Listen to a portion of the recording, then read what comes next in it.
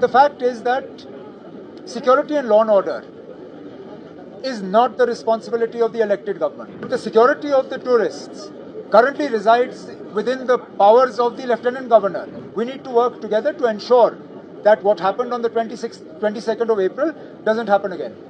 कल पहलगाम में कैबिनेट की मीटिंग, आज गुलमर्ग में एडमिनिस्ट्रेटिव सेक्रेटरीज और सीनियर एचओडीज की मीटिंग। कोशिश हमारे तरफ से ये कि कम से कम एक तो थोड़ी सी चहल पहल हो, दूसरा थोड़ा सा जो है पब्लिसिटी का सिलसिला बने, और इसके बाद मैंने एजुकेशन मिनिस्टर साहिबा से कहा हुआ है कि स्कूल्स कॉलेजेस उनके तरफ से जो एक्सकर्जन्स और पिकनिक्स का सिलसिला रहता है वो भी शुरू करें, उन्हें भी गुलमर्ग पहलगाम वगैरह इन डेस्टिनेशंस में लाना शुरू करें ताकि थोड़ी सी जो है नॉर्मल सी के तरफ हम चलना शुरू करें। मेंबर्स का डेलीगेशन भी आया है, उनसे कल आपने मुलाकात की, तो किस तरह का इम्पैक्ट दिख रहा है आपकी, इसका असर आने वाले वक्त में देखने को मिलेगा? इम्पैक्ट तो बाद में पता चलेगा, लेकिन फिलहाल तो मैं शुक्रगुजार हूं कि वो आए, वो अपनी मर्जी से आए। मैं उसका क्रेडिट नहीं ले सकता हूं, डिपार्टमेंट उसका क्रेडिट नहीं ले सकता है। हम ये नहीं कह सकते हैं कि वो हमारे दावत पे आए, उल्टा उन्होंने वहां से हमें कांटेक्ट किया और कहा हम आना चाहते हैं, और मैं उनके यहाँ आने का शुक्रगुजार हूं और उम्मीद करता हूं कि उनका यहाँ आना हमारे लिए फायदेमंद साबित हो। सर, अभी भी कोई टूरिस्ट डेस्टिनेशन ऑफ है, बंद है, क्या खोलने का इरादा है? उनको बिल्कुल खोलने का इरादा है। उसके साथ साथ कुछ तो पूरे डेस्टिनेशन ही बंद हैं।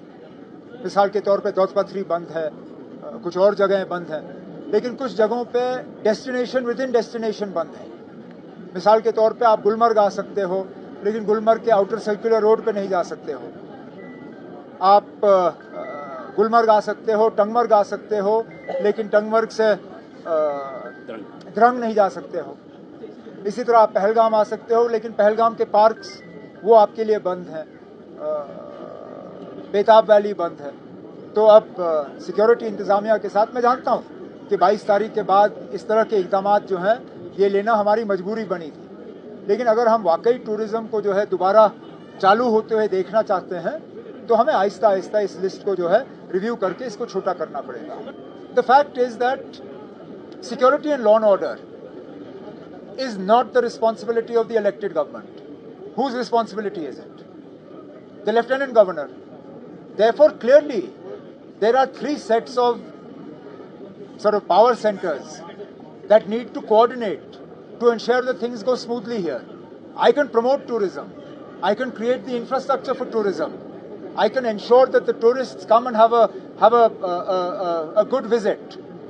But the security of the tourists currently resides within the powers of the Lieutenant Governor. And that is the point I made, that the union government, the elected government, and the set of government that is represented by Raj Bhavan, we need to work together to ensure that what happened on the 22nd of April doesn't happen again.